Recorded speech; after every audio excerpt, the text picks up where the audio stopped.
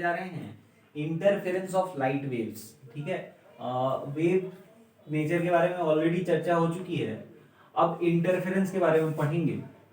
तो उससे पहले हम लोग को wave, light as a wave का इक्वेशन क्या होगा वो सोचना चाहिए। तो शुरुआत में जब लाइट एज अ वेव खोजा गया था तो नहीं पता था कि लाइट कैसा वेव है, मतलब मैकेनिकल वेव है कि इलेक्ट्रोमैग्नेटिक वेव है।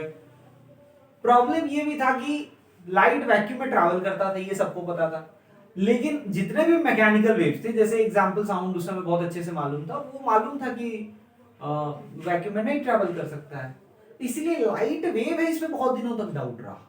ठीक है, और शुरुआत में जब वेव ऑप्टिक्स डेवलप हो रहा था उस समय तक ये इलेक्ट्रोमैग्नेटिक वेव्स नहीं खोजे गए थे। हर्ट्ज ने बाद में ये कंफर्म किया था कि लाइट इज इलेक्ट्रोमैग्नेटिक वेव। ठीक, तो अब उसके बेसिस पे ये बहुत मुश्किल हो रहा था कि क्या लिया जाए। अब लेकिन क्योंकि हम लोग जान चुके हैं तो हमको ये पता है कि बेसिकली जब लाइट ट्रैवल करता है तो वो लाइट में क्या वाइब्रेट करता है। जैसे साउंड में हमको मालूम है ना, एयर मॉलिक्यूल्स या जिस मीडियम में वो ट्रैवल कर रहा है उसके मॉलिक्यूल्स वाइब्रेट करते हैं। बिल्कुल उसी तरह से लाइट में क्या वाइब्रेट करता है, क्योंकि वो तो मीडियम में, बिना मीडियम के भी चल सकता है और बिना मीडियम के चल सकता है, तो वहां कोई पार्टिकल तो वाइब्रेट नहीं करेगा। तो एक्चुअली में लाइट में जो वाइब्रेट करता है वो वाइब्रेट करता है electric field and magnetic field. ठीक है, इसीलिए इसको इलेक्ट्रोमैग्नेटिक वेव्स कहते हैं। ठीक है भाई, ये मान लो ये है मैग्नेटिक फील्ड बी और ये है electric field E. Electromagnetic waves हम लोग पढ़ चुके हैं। तो हम लोग इसमें जो इक्वेशन लिख सकते हैं, मान लीजिए कि ई एक्स के अलाउंग है, ठीक है, और ये मोशन हो रहा है किधर, जेड के अलाउंग। ठीक है, तो ई एक्स जो होगा, ई का जो वाइब्रेशन होगा वो लिखेंगे E naught sine omega T minus K X. ठीक है भाई, उसी तरह से और वी वाई जो लिखेंगे वो क्या लिखेंगे बोलो, V naught sine omega T minus K X. ठीक है, तो इन दोनों में से कोई भी एक को आप एज अ रेफरेंस मान सकते हैं कि हाँ ये वाइब्रेट करता है या ये वाइब्रेट करता है, कोई भी एक रेफरेंस लेके हम लोग वेव नेचर ऑफ लाइट की चर्चा कर सकते हैं। ठीक है, लेकिन जहां पे ई इलेक्ट्रिक फील्ड है, बी मैग्नेटिक फील्ड है, वो आपको ध्यान रखना है। हम लोग आगे जब बढ़ेंगे तो उसके दौरान हम लाइट को इस तरह का वेव मानेंगे, y equals to A sine omega T minus K X, मतलब एक जनरल वेव मानते हैं। ठीक है भाई, उसमें एक ही जगह आपको मैग्नेटिक फील्ड बने तो मैग्नेटिक फील्ड रख लो, इलेक्ट्रिक फील्ड बने तो इलेक्ट्रिक फील्ड रख लो। ठीक, तो ये होगा। अच्छा, इसमें क्या क्या चीजें हैं जो अलग अलग चीजों को रिप्रेजेंट करती हैं वो देख लें। देखिए x जो है, अच्छा एक चीज और है यहाँ पर एक लिखने में, x का क्योंकि आदत होता है इसलिए x लिख गया, लेकिन वास्तव में यहाँ पे z लिखेंगे। क्यों? क्योंकि जो direction of propagation of wave होता है उसी एक्सिस को या उसी एक्सिस के कोऑर्डिनेट को यहाँ लिखते हैं। ठीक है, जैसे यहाँ पे जब हम लोग रिप्रेजेंट कर रहे हैं तो इसका मतलब है वाइब्रेशन y में हो रहा है और प्रोपिगेशन जो है वो x में हो रहा है। ठीक है, और k क्या है बताओ, वेव नंबर। k कैसे रिलेटेड होता है, k equals to 2 pi lambda होता है। ठीक है, और ओमेगा क्या है बताओ, एंगुलर वेलोसिटी, वो क्या होगा 2 पाई t, मतलब t क्या है, टाइम पीरियड। अच्छा, ये omega T minus K x, इसको पूरा कंबाइंडली क्या बोलते हैं बोलो, फेज। ठीक है, ये फेज टाइम और एक्स दोनों पे डिपेंड कर रहा है। ए को क्या बोलते हैं, एम्पलीट्यूड, ए क्या बोलते हैं, एम्पलीट्यूड। और वाई क्या है, वो इंस्टैन्टेनियस वैल्यू है किसका, तो जो वाइब्रेट कर रहा है उसका इंस्टैन्टेनियस वैल्यू। ठीक, ये हो गया। अब हम लोग सीधा आ जाते हैं इंटरफेरेंस ऑफ लाइट पे। हालांकि इंटरफेरेंस की जो थ्योरी है वो वही कॉमन थ्योरी है जो पहले भी साउंड के लिए आपने पढ़ा होगा, इंटरफेरेंस ऑफ लाइट। इसमें एक प्रिंसिपल होता है कॉल्ड सुपरपोजिशन प्रिंसिपल। क्या होता है सुपरपोजिशन प्रिंसिपल, वहां से शुरुआत करते हैं, ध्यान से सुनिए। एक्चुअली इंटरफेरेंस क्या होता है वो समझेंगे और उसके बाद फिर पढ़ेंगे कि सुपरपोजिशन प्रिंसिपल क्या होता है। जैसे मान लीजिए कि एक ही पॉइंट पे एक वेव आया, ठीक, और वो चाह रहा है इस पॉइंट को यहां तक ऊपर की ओर वाइब्रेट कराना किसी एक इंस्टेंट पे, और ये दूसरा वेव आया वो किसी और पॉइंट पे वाइब्रेट कराना चाह रहा है, तो वो जो पॉइंट होगा उसका जो नेट वाइब्रेशन होगा वो इसका और इसका वेक्टोरियल सम होगा। क्या होगा, वेक्टोरियल सम, दोनों वेव का, या अगर 10 वेव है तो 10 वेव का वेक्टोरियल सम होगा, ठीक है।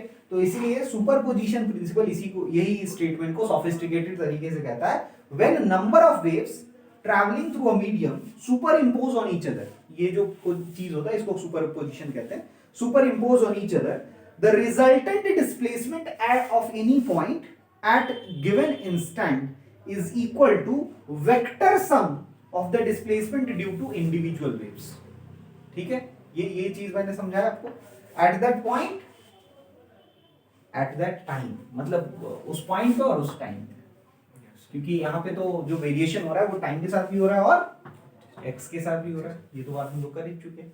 बेसिकली इसका मीनिंग है कि अगर आपके पास दो वेव्स हैं, मान लीजिए आपके पास दो वेव्स हैं और दोनों के इक्वेशंस आपने कुछ इस तरह से लिखा है, y equals to a sine omega T minus K X, ठीक है, और दूसरा y इक्वल्स टू a, अच्छा दोनों का एम्पलीट्यूड हम लोग अलग अलग मान लेते हैं, a1 और a2, a साइन स्मॉल ले लेंगे, a1 इसमें a2 sine omega T minus K x plus. अब आप समझ लें यहाँ पे कि दोनों के एम्पलीट्यूड हमने अलग लिए, लेकिन दोनों का ओमेगा हमने सेम लिया, दोनों का के हमने यानी वेवलेंथ सेम लिया, लेकिन दोनों के फेज में कुछ डिफरेंस है। इसका फेज और इसके फेज में क्या डिफरेंस है, फाई है। तो आपको ये ध्यान रखना है, इनके बीच का फेज डिफरेंस जो है वो है फाई, इनके बीच का फेज डिफरेंस क्या है बोलो, फाई है। तो as a result of these two waves, अगर ये दोनों वेव एक जगह कहीं मीट करें तो रिजल्टेंट वेव क्या बनेगा, ठीक है। सिंपल कैलकुलेशन करने के लिए हम लोग क्या कर रहे हैं कि x इक्वल्स टू 0 अज्यूम कर रहे हैं, मतलब जहां पे दोनों वेव मिल रहे हैं उन दोनों वेव्स को, उन दोनों वेव्स का वो लोकेशन जहां पे वो दोनों मीट कर रहा है उसका x क्या मान रहे हैं, 0। तो उसकी वजह से इस इक्वेशन में ये x अगर 0 पुट कर देंगे तो y का वैल्यू क्या हो जाएगा, ये बस सिंपलीफाई करने के लिए कैलकुलेशन, x अगर कुछ और भी होगा तो उससे कोई फर्क नहीं पड़ता, फाइनल रिजल्ट दोनों में सेम आएगा। तो a1 साइन ओमेगा टी ये पहला वेव हो गया, और दूसरा हो गया y equal to a2 sine omega T plus phi. अभी भी देखिए फेज डिफरेंस कितना है बोलो, फाई है ना। आप साइन की जगह कॉस भी ले सकते थे, कोई दिक्कत नहीं है। तो ये y1 ले लीजिए, y2 ले लीजिए, क्योंकि दोनों के वैल्यूज तो अलग अलग आएंगे। तो by superposition principle, by superposition principle, superposition principle ये कहता है कि जो रिजल्टेंट वेव होगा y वो y1 प्लस y2 के इक्वल हो, ठीक है भाई।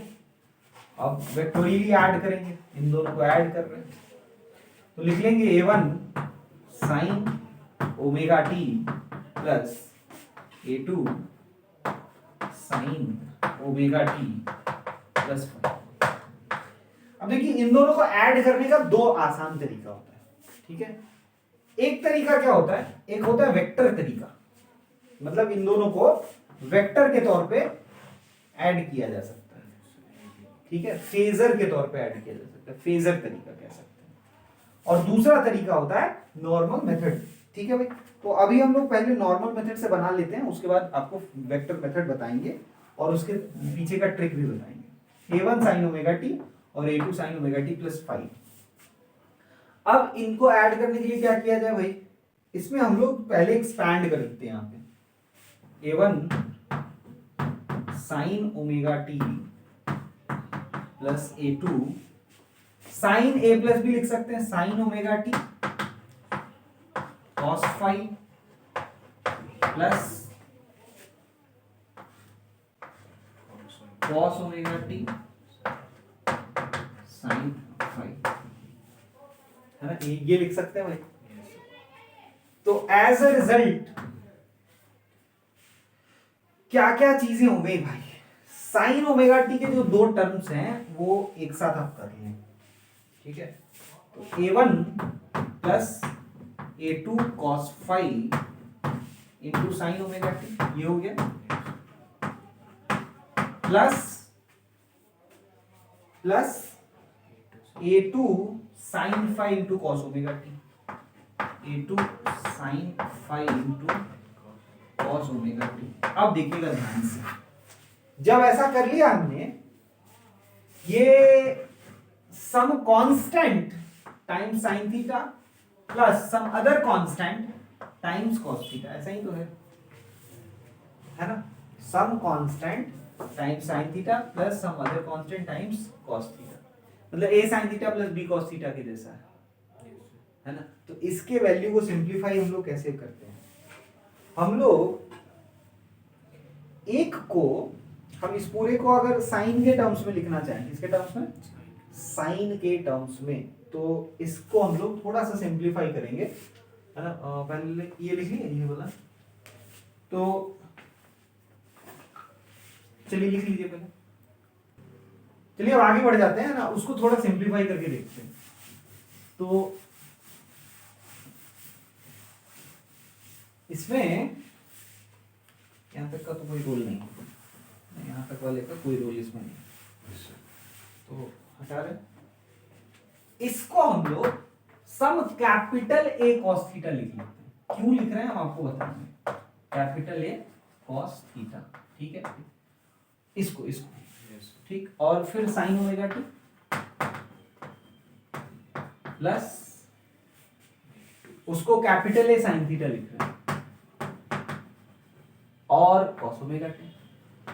क्या दिख रहा है? ए कॉमन आ जाएगा, ए कॉमन आ गया, sine omega T cos theta plus cos omega T sine theta. इसको क्या sine omega T plus theta लिख सकते हैं, है ना? A sine omega T plus theta लिखिए, जहां ए क्या है और थीटा क्या है ये हमको निकालना है कि नहीं? निकालना है भाई। तो अगर आप ध्यान से देखें तो इन दोनों को स्क्वायर करके ऐड कर दें, ए स्क्वायर इक्वल टू, क्या ऐसा लिख सकते हैं? A square cos square theta plus A square sine square theta, लिख सकते हैं कि नहीं? इन दोनों को अगर स्क्वायर करके ऐड करेंगे तो ए स्क्वायर कॉमन आ जाएगा, cos square theta plus sign square theta क्या आ जाएगा? 1। मतलब कि ए स्क्वायर कॉस स्क्वायर थीटा, ये वाले इसी को माने थे ना, इसका स्क्वायर कर लो, क्या आ जाएगा?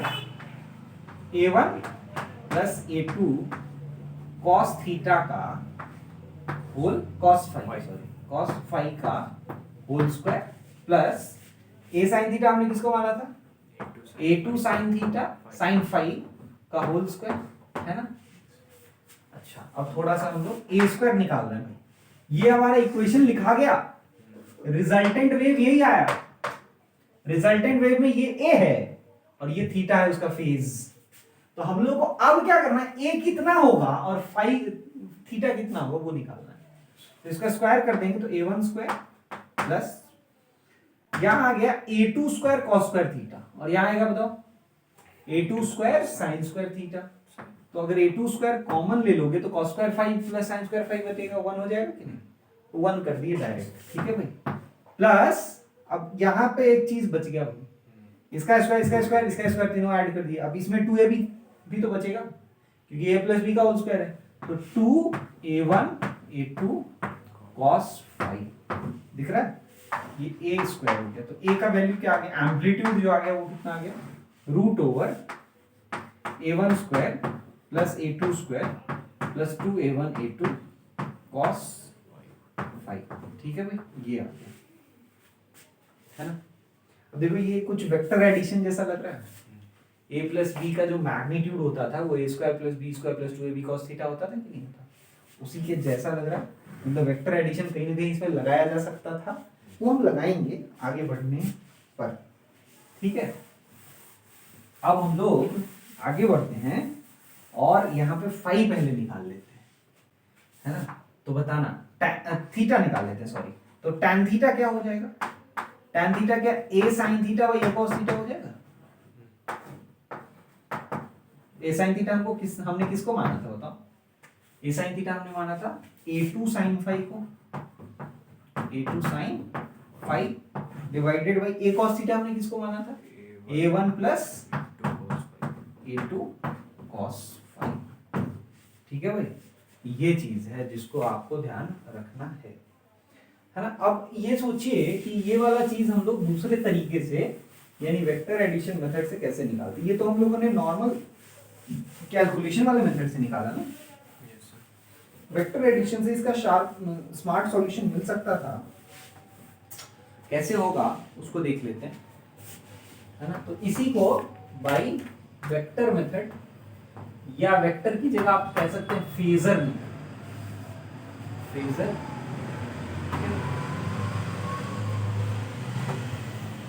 ध्यान से देखिए, तो हम लोग मान लेते हैं कि हमारा एक फेजर इधर है, हमारे पास जो वेक्टर है उसका एक फेजर इधर है, ठीक। या ये कह लो कि इधर इधर, ठीक है, ज्यादा है। और इसका लेंथ a1 है और ये एंगल जो भी बना रहा है वो ओमेगा टी एंगल बना रहा है, ठीक है। तो बताइए इसका y कोऑर्डिनेट में अगर प्रोजेक्शन लेंगे इधर तो क्या आएगा। इधर अगर हमने प्रोजेक्शन ले लिया तो क्या आएगा, इसका इधर प्रोजेक्शन लिया क्या आएगा बोलो। a1 sine omega T. अरे क्या यही y1 था, यही y1 था कि नहीं। अच्छा, अब हम लोग और थोड़ा बड़ा एंगल बनाते हैं, ठीक है। और अब एंगल हम लोग फाई लेते हैं, ठीक है। तो बताओ ये पूरा एक्स एक्सिस के साथ कितना एंगल बना रहा है, ओमेगा टी प्लस फाई। कोई दिक्कत। तो इसका इधर प्रोजेक्शन क्या आएगा बताओ। इसका एम्पलीट्यूड a2 ले लिए तो इधर क्या होगा, ये लेंथ आएगा, क्या आएगा बोलो, a2 sine omega T plus five, ठीक है भाई। अच्छा, हमको दोनों को ऐड करना है, मतलब इसके y के प्रोजेक्शन को और इसके y के प्रोजेक्शन को ऐड करना है। अच्छा, ये दोनों वेक्टर जैसा दिख रहा है आपको। तो अगर हम ऐसा करें कि हम लोग एक वेक्टर ले लें a1 वाला विद ओमेगा टी एंगल और दूसरा वेक्टर ले लें a2 वाला, ये a1 और ये इसके साथ और फाई एंगल बना रहा है, और इन दोनों को ऐड कर दें, ठीक है। तो जो एंगल आए, मतलब जो लेंथ आए और जो एंगल आए, उस एंगल को मान लो यहां थीटा, और ये जो लेंथ है वो मान लो ए, कैपिटल ए। तो क्या इसका जो प्रोजेक्शन आएगा इस पूरे वेक्टर का, जो नया वाला वेक्टर ड्रॉप किए हैं उसका प्रोजेक्शन जो इधर लेंगे वो क्या आएगा बोलो। जो नया वेक्टर लिए उसका प्रोजेक्शन क्या आएगा बोलो। ये तो ओमेगा टी पे है ना, ये ओमेगा टी पे है कि नहीं। तो A sine omega T plus theta आएगा, और मेन काम ये रह गया ए निकालना और थीटा निकालना। भाई यहां पे भी तो यही आया था, A sine omega T plus theta. तो अब इसका लेंथ ये निकालना है, कैसे निकालेंगे आप ध्यान से देखिए। तो ये वेक्टर ए और ये वेक्टर बी और ये उसका रिजल्टेंट दिख रहा है, और दोनों वेक्टर के बीच में एंगल कितना है, फाई है कि नहीं। a1 और a2 वेक्टर के बीच में एंगल कितना है, फाई। अगर नहीं दिख रहा है तो यहां देखिए, इसी को ना वहां ड्रॉ किए दोबारा। तो a1 और a2 वाले वेक्टर के बीच में एंगल कितना है बोलो, फाई। तो रिजल्टेंट का एम्पलीट्यूड क्या लिखेंगे, वेक्टर मेथड के हिसाब से बोलना, a1 square plus a2 square plus 2a1 a2 cos phi लिखेंगे कि नहीं लिखेंगे बोलो, ठीक है। और ये जो नया रिजल्टेंट वेक्टर है वो पहला वाला वेक्टर के साथ कितना एंगल बनाता है, उसका tan अल्फा या tan थीटा, जो भी यहाँ पर लिख रहे हैं थीटा तो tan थीटा लिखेंगे। वो tan थीटा क्या होता था, अगर आपको याद होगा, ये b होता था वेक्टर और ये वेक्टर a होता था, तो b sin theta by a plus b cos theta आता था, है ना। तो यहाँ पे b की जगह a2 है तो a2 sin phi, angle sin phi है ना यहाँ पे, divided by a1 plus a2 cos phi, यही आ जाएगा कि नहीं। और इसका जो हम लोग को y चाहिए वो y तो इसका y में प्रोजेक्शन हो जाएगा, तो y में प्रोजेक्शन ये आ गया। यहाँ पे a का वैल्यू यहाँ से निकाल लेंगे और थीटा का वैल्यू यहाँ से निकाल लेंगे। ये वेक्टर मेथड हो गया, उसी को सॉल्व करने का स्मार्ट मेथड हो गया, लेकिन स्कूल एग्जाम में आएगा तो ये वाला आपको करना है, जल्दी से कॉपी कर लीजिए। चलिए अब आगे बढ़ते हैं और अब हम लोग इंटेंसिटी के रिलेशन को समझते हैं। ठीक है, यहाँ पे हम लोगों ने जो निकाला है वो रिजल्टेंट एम्पलीट्यूड है कि नहीं। देखो वहां पे root under A square plus B A one square plus A two square plus 2a1 a2 cos theta cos five जो भी आपको दिख रहा है वो वास्तव में किसका रिलेशन है बोलो, वो एम्पलीट्यूड का रिलेशन है। अब हम लोग इससे इंटेंसिटी का रिलेशन निकालेंगे, है ना। तो रिलेशन ऑफ इंटेंसिटी की बात करेंगे, रिलेशन ऑफ इंटेंसिटी, इंटेंसिटी के रिलेशन की बात होगी। ठीक, तो इंटेंसिटी के रिलेशन की बात करें तो देखिए इंटेंसिटी और एम्पलीट्यूड में ये रिलेशन होता है कि आई जो होता है वो एम्पलीट्यूड के स्क्वायर के प्रोपोर्शनल होता है। बाकी सारे फैक्टर कांस्टेंट रहे जैसे ओमेगा ये सब कांस्टेंट रहे, तो इंटेंसिटी केवल किस पे डिपेंड करता है, एम्पलीट्यूड के स्क्वायर पे। ठीक है, तो मान लो कि जैसे जिस वेव का एम्पलीट्यूड हमने a1 माना तो उसका कुछ तो इंटेंसिटी होगा I1। ठीक है भाई, उसी तरह जिस वेव का एम्पलीट्यूड हमने a2 माना उसका इंटेंसिटी मान लो क्या है बोलो I2, और रिजल्टेंट वेव मिला उसका एम्पलीट्यूड क्या है a, उसका इंटेंसिटी मान लो I। ठीक है भाई, तो इनमें क्या रिलेशन होगा देखना, हम लोग पहले लिखेंगे I proportional to capital A square, ये तो सही लग रहा है यहाँ पे, है ना। I equals to k square लिखेंगे सम कांस्टेंट टाइम्स, उसी तरह I1 क्या लिख लेंगे k a1 स्क्वायर, है ना। I2 क्या लिख लेंगे बोलो k a2 स्क्वायर। ठीक है, चलो अब हम लोग इस रिलेशन से I1 I2 और I में रिलेशन निकालेंगे। देखना भाई, इसको हम यहाँ पे लिखने जा रहे हैं capital A square equals to I1 square plus A1 square plus A2 square plus 2A1 A2 cos 5। ठीक है, स्क्वायर कर दिया, रूट हट गया। अब क्या करते हैं, के से सारे टर्म में लेफ्ट और राइट मतलब LHS और RHS दोनों में मल्टीप्लाई कर देते हैं के से। अब यहां देखिए के a1 के किसके साथ जाएगा, तो दोनों के साथ जाएगा, रूट के a1 और रूट के a2। के a1 में ये जो के है उसका रूट के a1 हो जाएगा और एक रूट के a2 हो जाएगा। के a स्क्वायर को I लिख सकते हैं, इसको क्या लिख सकते हो I1 plus I2 plus 2 root के a1 रूट I1 होगा। ठीक है भाई, रूट के a2 रूट I2 होगा इनटू कॉस आएगा क्या।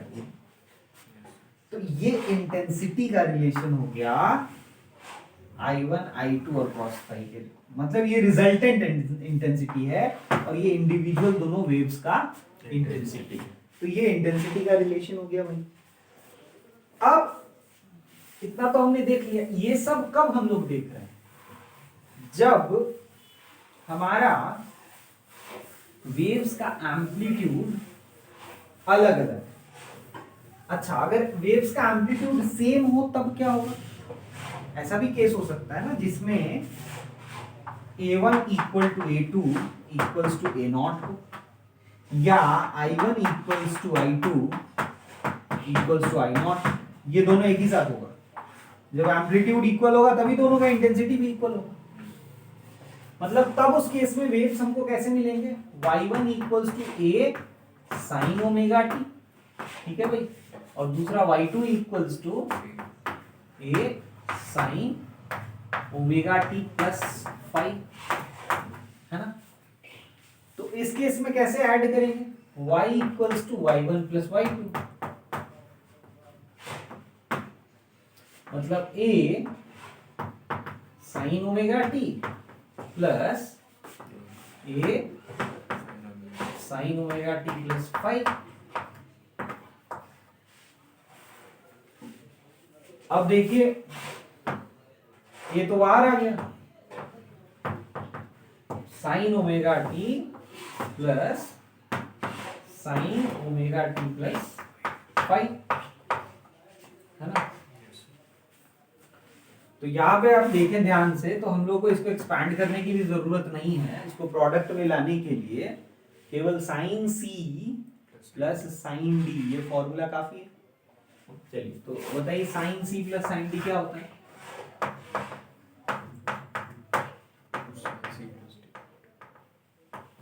है ना, देखिए 2 sine C plus D by two into cos C minus D by two, है कि नहीं भाई?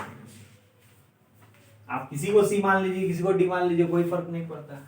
तो ये हो जाएगा 2 टाइम्स, ए तो है ही बाहर, sine C plus D by two, मतलब सी ओमेगा टी हो गया और डी हो गया ओमेगा टी प्लस 5, तो 2 ओमेगा टी प्लस 5 बाई 2 होगा। और साथ में कॉस सी माइनस डी, तो omega T minus omega T, बताओ 0 हो जाएगा क्या? और बच क्या जाएगा? -5 बाई 2, बच गया। अब कॉस माइनस थीटा तो कॉस थीटा होता है ना, ये हो गया 2a cos 5/2 into sine omega T plus 5/2, है ना भाई। तो अगर आप इसको पिछले वाले से कंपेयर करें, यानी कि a sine omega T plus theta से कंपेयर करें, तो आपका a क्या आ गया बोलो? 2a cos 5/2, है ना। और थीटा क्या आ गया बोलो? 5/2। ज्यादा सिंपल आया। पिछली बार कैपिटल ए आया था root under a1 square plus a2 square plus 2a1 a2 cos 5, और थीटा आया था tan theta equals to a2 sin 5 by a1 plus a2 cos 5। तो उससे तो बहुत ही सिंपल केस आ गया ना। लेकिन आप सोचिए, ये तो हमने डिराइव किया, और ये आपके लिए इसलिए डिराइव कर दिए क्योंकि सीबीएसई हो सकता है डायरेक्टली आपको इक्वल एम्पलीट्यूड वाला पूछे, तो आपको ये तरीका भी आना चाहिए। लेकिन हम लोग चाहते तो जो पिछला मेथड था उसी से काम कर सकते थे, पिछला वाले मेथड से काम कर सकते थे एज अ स्पेशल केस। उसमें अगर a1 और a2 दोनों को a पुट करते तो सेम आंसर आ जाता। ठीक है, कैसे आएगा वो हम लोग देखेंगे, ठीक है। लेकिन उससे पहले एक चीज और जान लें कि यहां पर अगर इंटेंसिटी पूछेगा तो इंटेंसिटी क्या लिखेंगे?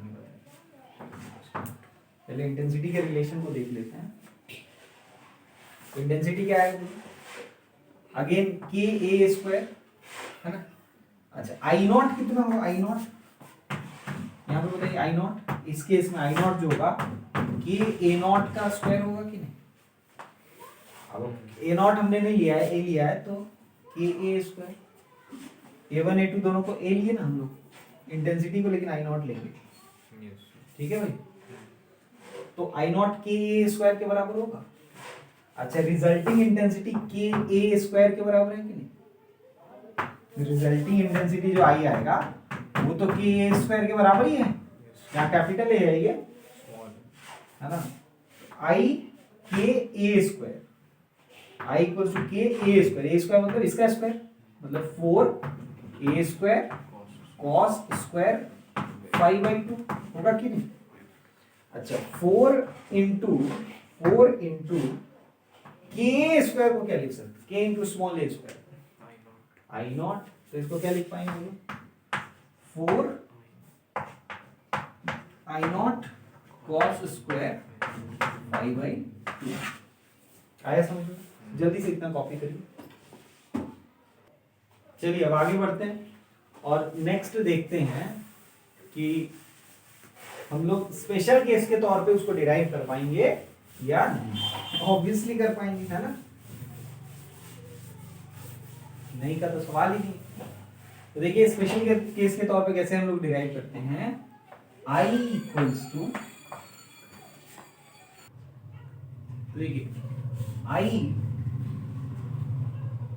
इक्वल्स टू, पहले एम्पलीट्यूड वाला देख लेते हैं ना। A equals to root over a1 square plus a2 square plus 2a1 a2 cos five, ये था, है ना।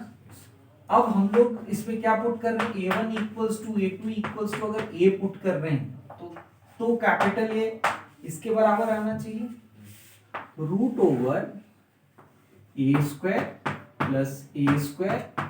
प्लस 2a² कॉस फाइव, ये हो जाएगा, है ना।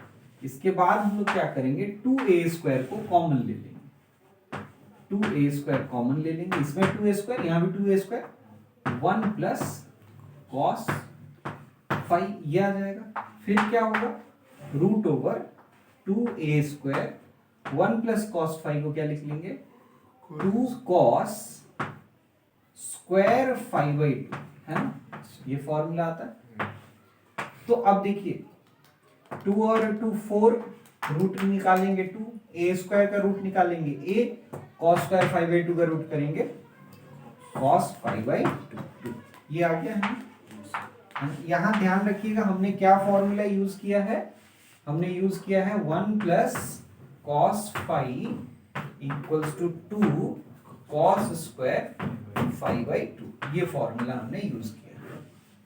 अब tan थीटा का वैल्यू हम लोग को थीटा पुट कर प्रूव करना है कि वो 5/2 है ना, ये भी तो आया ना, थीटा इक्वल टू 5/2 भी तो आया, तो वो कैसे प्रूव करेंगे, तो वो लेंगे a2 sin 5 by a1 plus a2 cos 5, और इसमें हम लोग अगेन a1 और a2 दोनों को a के इक्वल लिख लेंगे, ठीक, a1 और a2 दोनों को a के इक्वल लिख लेंगे, तो क्या होगा,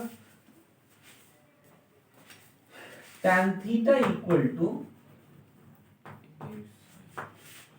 a sin 5, ठीक है, डिवाइडेड बाई a कॉमन ले लेंगे, दोनों में a1 और a2 दोनों की जगह ये आ गया, तो 1 प्लस cos 5।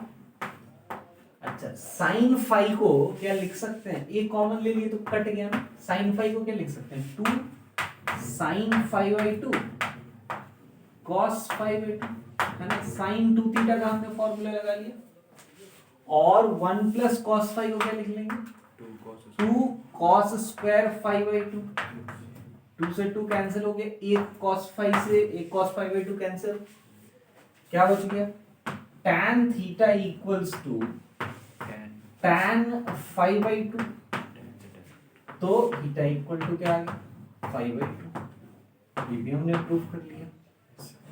बच गया इंटेंसिटी, उसको भी देख लेते हैं, इंटेंसिटी भी देख लेते हैं। फाइनली इंटेंसिटी हमको क्या प्रूफ करना है, 4I0 cos स्क्वायर 5/2। तो I हमने क्या लिखा था बताओ, I1 plus I2 plus 2 root over I1 I2 into cos 5/2, यही था ना। अब देखिए I1 को क्या लिख लेंगे, I0, I2 को भी I0, तो क्या आ गया 2I0 प्लस 2I0 का स्क्वायर का रूट होगा तो ये भी 2I0 आ जाएगा, ये आ गया cos 5/2, तो क्या आ गया 2I0 कॉमन, 1 प्लस, अच्छा ये cos 5 था, cos 5/2, उस समय तक 2 कहाँ आया, तो 2 कॉमन, 1 प्लस cos 5, और ये 1 प्लस cos 5 को हम लिख सकते हैं 2 cos स्क्वायर 5/2, तो जब पुट करेंगे तो ये आ जाएगा 2 आ गया, 2I0 इंटू 2 cos स्क्वायर 5/2, यानी हो जाएगा 4I0 cos स्क्वायर 5/2, है ना, वही प्रूव हो गया। तो इस तरह से हमने इंटेंसिटी का रिलेशन, एम्पलीट्यूड का रिलेशन स्पेशल केस के तौर पे भी दूसरे मेथड से प्रूफ कर लिया, ठीक है भाई। चलिए इतना कॉपी कर लीजिए, फिर आगे बढ़ेंगे। चलिए अब आगे बढ़ते हैं। अब हम लोग देखने जा रहे हैं टाइप्स ऑफ इंटरफेरेंस। देखिए बेसिकली दो मेन टाइप्स ऑफ इंटरफेरेंस होता है, एक कहलाता है कंस्ट्रक्टिव इंटरफेरेंस और दूसरा कहलाता है, बोलो, डिस्ट्रक्टिव इंटरफेरेंस, ठीक है भाई। तो एक कहलाता है कंस्ट्रक्टिव इंटरफेरेंस, पहले इसको देख लेते हैं। कंस्ट्रक्टिव इंटरफेरेंस, ठीक है। कंस्ट्रक्टिव इंटरफेरेंस कब कहते हैं, देखिएगा, अगर एक वेव का क्रेस्ट, ये क्रेस्ट कहलाता है वेव का, दूसरे वेव का क्रेस्ट, ये दोनों आपस में मिलता है, क्रेस्ट क्रेस्ट मिल जाए तो बड़ा क्रेस्ट बनता है। इस चीज को हम लोग, मतलब पीक पीक मिले तो बड़ा पीक मिला, इसको हम लोग कंस्ट्रक्टिव इंटरफेरेंस कहते हैं। अब कंस्ट्रक्टिव इंटरफेरेंस कब कब हो सकता है, मान लो यहां से वेव चला और दोनों में किसी तरह का पाथ का डिफरेंस नहीं है, तो हर समय इसका क्रेस्ट और इसका क्रेस्ट कोइंसाइड करेगा कि नहीं करेगा। तो अगर पाथ डिफरेंस दोनों में नहीं हो, दोनों के पाथ में कोई डिफरेंस नहीं हो, तब कंस्ट्रक्टिव इंटरफेरेंस मिलता है। दूसरा, मान लो कि एक वेव चला, दूसरा वेव उससे पहले से चल रहा था, ठीक है भाई, लेकिन यहां तक आने से पहले वो एक वेव अपना कंप्लीट कर चुका था। वो कितना वेव कंप्लीट कर चुका था, एक वेव कंप्लीट कर चुका था। तो अब भी जब जाएगा तो क्रेस्ट क्रेस्ट से मिलेगा, ट्रफ ट्रफ से मिलेगा, है कि नहीं। पहले जैसे क्रेस्ट क्रेस्ट से मिल रहा था, ट्रफ ट्रफ से मिल रहा था, अभी भी तो जब वो एक वेव कंप्लीट कर लिया तो फिर से शुरू हो जाएगा, और जब फिर से शुरू हो जाएगा तो क्रेस्ट क्रेस्ट से मिलेगा, ट्रफ ट्रफ से मिलेगा, और इसी को तो कंस्ट्रक्टिव इंटरफेरेंस कहते हैं। मतलब आपको समझ में आ रहा है कि या तो पाथ डिफरेंस हो ही नहीं, या अगर पाथ डिफरेंस हो, है क्या पाथ डिफरेंस इसमें, हाँ है, लेकिन पाथ डिफरेंस कितना है, लैम्डा है, वेवलेंथ इसी को कहते हैं ना। तो अगर पाथ डिफरेंस लैम्डा हो तब भी कंस्ट्रक्टिव इंटरफेरेंस हो सकता है, या ऐसा हो कि ये दो वेव चल गया हो तब शुरू करे, तब भी ठीक है, तीन वेव चल गया हो तब शुरू करे। यानी पाथ डिफरेंस, जिसको हम लोग डेल्टा एक्स से डिनोट करते हैं, जो दो वेव इंटरफेयर कर रहे हैं उनके बीच का पाथ डिफरेंस अगर n लैम्डा हो जाए तो कंस्ट्रक्टिव इंटरफेरेंस होगा, ठीक है भाई। कितना हो जाए, n लैम्डा हो जाए। पाथ डिफरेंस अगर किसी दो वेव का n लैम्डा हो जाए, इसमें सब इंक्लूडेड, जीरो भी इंक्लूड हो गया। कैसे, n का वैल्यू आप जीरो भी रखेंगे, प्लस माइनस वन रखेंगे, प्लस माइनस टू रखेंगे, इंटीग्रल वैल्यूज रखेंगे, तो ऐसे केस में हमको कंस्ट्रक्टिव इंटरफेरेंस मिलता है। इस कंस्ट्रक्टिव इंटरफेरेंस में क्या क्या चीजें होती हैं वो देख लें। जो एम्पलीट्यूड आएगा ना दोनों वेव का, रिजल्टेंट एम्पलीट्यूड, वो मैक्सिमम हो जाता है। कितना आता है, ए मैक्सिमम, वो सब देखेंगे अब हम लोग। तो ए मैक्सिमम मैक्सिमम एम्पलीट्यूड आता है कंस्ट्रक्टिव इंटरफेरेंस में, कितना आएगा। अच्छा, वो निकालने से पहले, ए मैक्सिमम से तो उसको डिनोट करेंगे, वो निकालने से पहले एक और चीज है, फेज डिफरेंस। क्या चीज, फेज डिफरेंस। ये तो पाथ डिफरेंस की चर्चा हो गई ना, अब फेज डिफरेंस की भी चर्चा करेंगे, देखना ध्यान से। फिर से फेज डिफरेंस या तो जीरो, या जब वेव इतना चलता है तो कितना का एंगल में बदलाव आता है, बताओ तो। 2 पाई का एंगल में बदलाव है कि नहीं, तो फेज में 2 पाई का बदलाव आएगा, फेज में कितना का बदलाव आएगा, 2 पाई। फिर उसके बाद 4 पाई, फिर 6 पाई, उससे कोई फर्क नहीं पड़ेगा, फिर से वापस वही क्रेस्ट ट्रफ मिलने लगेगा। तो इसका मतलब है कि फेज डिफरेंस यानी फाई जो होना चाहिए वो 2n पाई होना चाहिए। कितना होना चाहिए, 2n पाई, 2 पाई, 4 पाई, 6 पाई, मतलब इवन मल्टीपल्स ऑफ पाई। अब आगे के लिए ध्यान रख सकते हैं कि लैम्डा मतलब 2 पाई फेज, जहां लैम्डा पाथ डिफरेंस की बात होगी, लैम्डा पाथ डिफरेंस माने 2 पाई फेज डिफरेंस, इसीलिए n लैम्डा पाथ डिफरेंस यानी 2n पाई फेज डिफरेंस, ठीक है। अगर आपको इन जनरल याद रखना हो तो लैम्डा पाथ डिफरेंस यानी 2 पाई फेज डिफरेंस, तो यूनिट पाथ डिफरेंस यानी 2 pi by lambda phase difference, और डेल्टा एक्स पाथ डिफरेंस यानी 2 pi by lambda into delta X का phase difference, 2 pi by lambda into delta X का phase difference. Phase difference pi equals to 2n pi, और उसका phase difference हम लोग path phase difference निकालने के लिए phi equals to 2 by lambda into delta X ये करेंगे। तो ये आपका रिलेशन हो गया between phase difference and path difference. तो phase difference for constructive interference कितना होना चाहिए 2n पाई, जहां n का वैल्यू फिर आप क्या रखेंगे 0 plus minus 1 plus minus 2 integral values.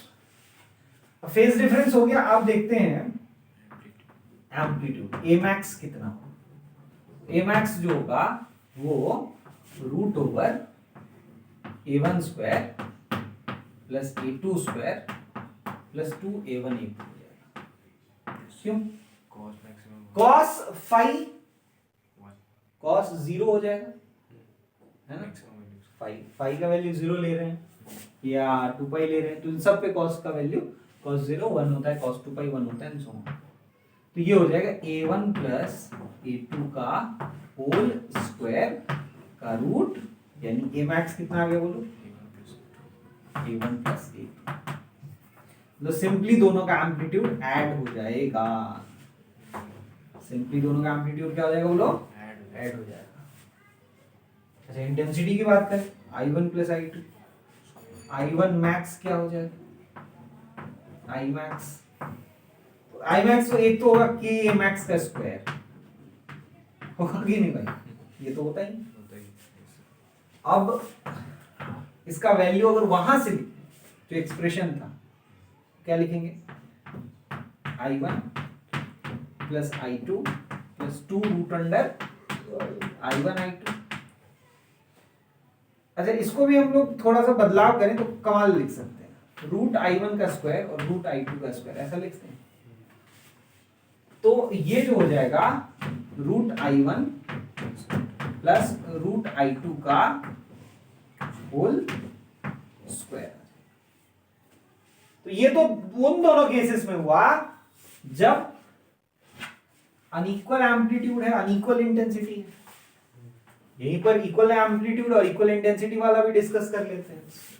तो जब a1 equal to a2 equal to a होगा उस केस में a max जो आएगा बताओ कितना आएगा 2a आ जाएगा, इसी में पुट कर देने से आ जाएगा।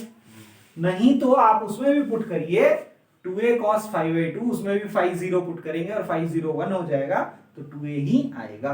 क्लियर है ये चीज। उसी तरह से I max देखिएगा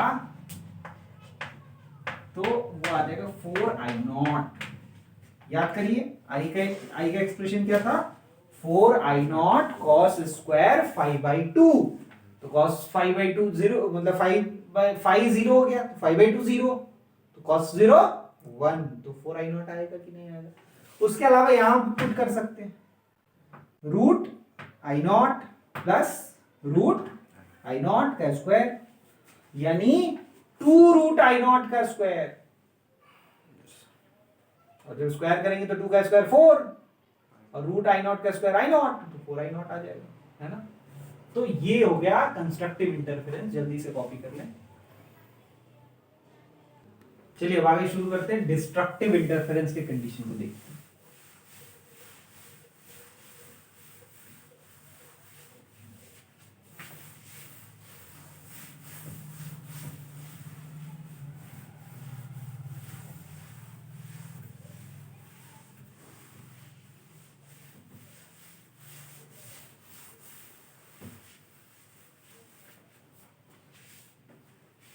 देखिए नेक्स्ट है डिस्ट्रक्टिव इंटरफेरेंस। उसमें हमने देखा था क्रेस्ट क्रेस्ट से मिले या ट्रफ ट्रफ से मिले, बातें की होता है। लेकिन यहां पे जब क्रेस्ट ट्रफ से मिले तो हमको एक छोटा एम्पलीट्यूड का वेव मिलता है, या हो सकता है ये 0 भी हो जाए अगर ये दोनों बराबर हो। तो ऐसे को हम लोग डिस्ट्रक्टिव इंटरफेरेंस कहते हैं। और ये कब मिलेगा देखना, अगर पाथ डिफरेंस हो ही नहीं तब तो कंस्ट्रक्टिव होगा हमेशा। तो इसमें पाथ डिफरेंस तो होना चाहिए, कितना होना चाहिए भाई, तो अगर λ/2 का पाथ डिफरेंस हो तो क्या होगा देखो, जहां पे एग्जैक्टली आधा लैम्डा इसका खत्म हुआ है वहां के बाद से ये दोनों शुरू हुए, तो देखो इसका क्रेस्ट, इसका ट्रफ, इसका ट्रफ, इसका क्रेस्ट मिल रहा है कि नहीं? तो जब ट्रफ प्लस क्रेस्ट मिल जाए मतलब ये डिस्ट्रक्टिव इंटरफेरेंस है। ठीक है भाई, तो इसमें कितना का पाथ डिफरेंस आया? लैम्डा बाई 2 का पाथ डिफरेंस पूछना, और फेज डिफरेंस पाई। उसी तरह से अब ये और पहले कितना चला था, थोड़ा आगे बढ़ा,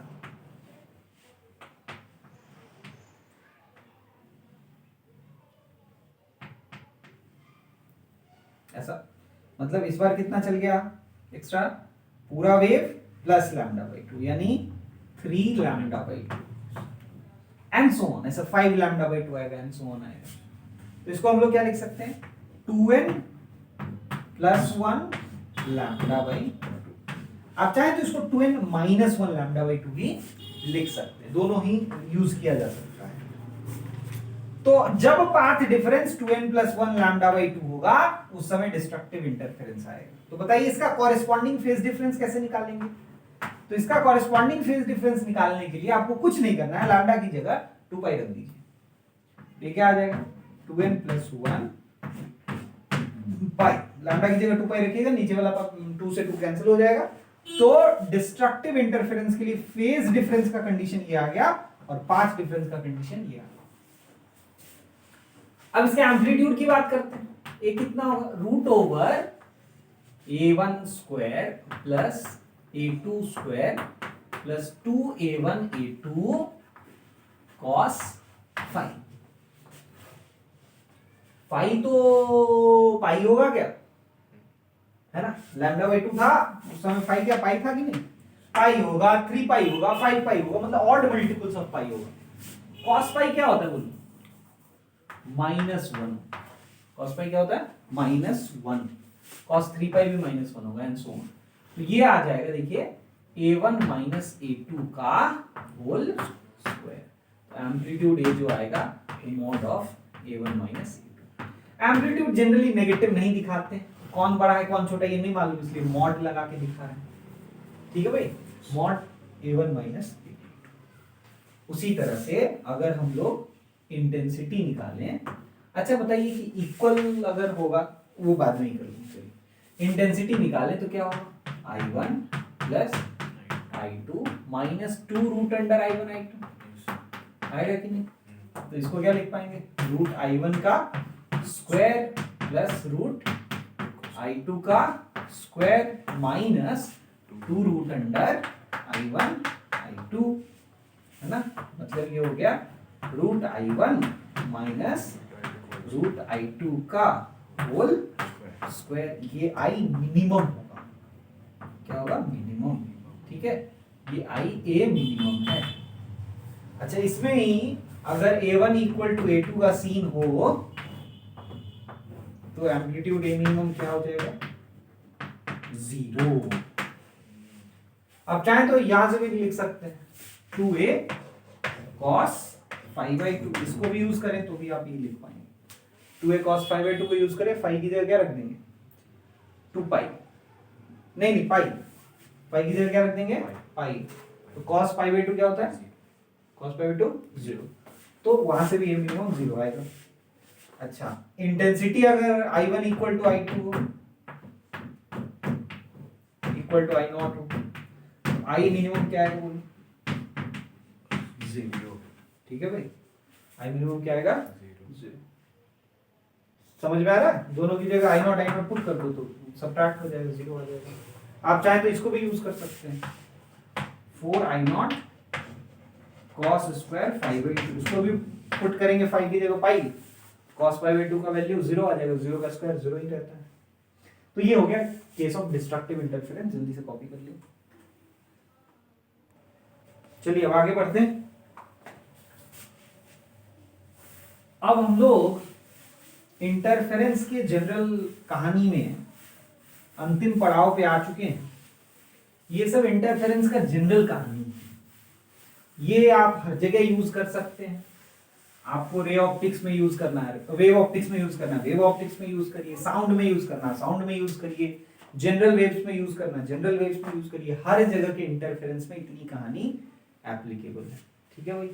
अब लास्ट जो हम लोग देखने जा रहे हैं वो है ratio of maximum and minimum intensity. Minimum intensity देखिए ये पूछा जाता है, इस तरह के क्वेश्चंस पूछे जाते हैं। आपको इंडिविजुअल वेव्स के इंटेंसिटी का रेशियो दे देगा और बोलेगा कि हमको मैक्सिमम इंटेंसिटी और मिनिमम इंटेंसिटी का रेशियो बताओ। इंडिविजुअल वेव्स के एम्पलीट्यूड का रेशियो दे देगा और बोलेगा कि आई मैक्स और आई मिनिमम का रेशियो बताओ। तो कैसे निकालेंगे? Ratio of maximum and minimum intensity के अंदर एक टर्म पढ़ेंगे, उसको कहते हैं एम्पलीट्यूड रेशियो। ठीक है, एम्पलीट्यूड रेशियो पढ़ेंगे इसको। पहले हम लोग इसकी बात करेंगे। आई, ये बेसिकली कह रहा आई मैक्स बाई आई मिनिमम का रेशियो। अब ये रेशियो तब नहीं निकाल सकते जब दोनों का एम्पलीट्यूड क्या हो, सेम। क्यों? मिनिमम जीरो हो जाएगा, इनफाइनाइट हो जाएगा। तो ये रेशियो की चर्चा उस समय होगी ही नहीं।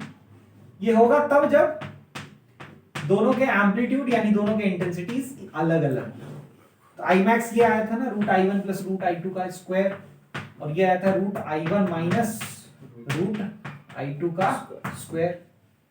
अच्छा भाई इसको बताओ, क्या इसको ए मैक्स का स्क्वायर बाई ए मिनिमम का स्क्वायर भी लिखा जा सकता है? सोच के बताना। क्योंकि आई मैक्स को के टाइम्स ए मैक्स का स्क्वायर लिख सकते हैं और आई मिनिमम को के टाइम्स ए मिनिमम का स्क्वायर लिख सकते हैं। लिख सकते ही नहीं बोलते।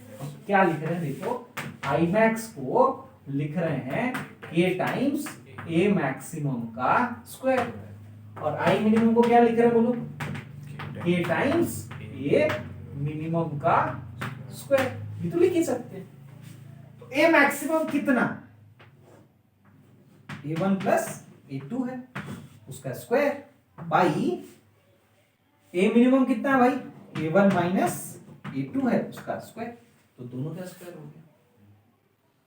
तो इन दोनों ही तरीकों से आप लोग आई मैक्स बाई आई मिनिमम निकाल सकते हैं।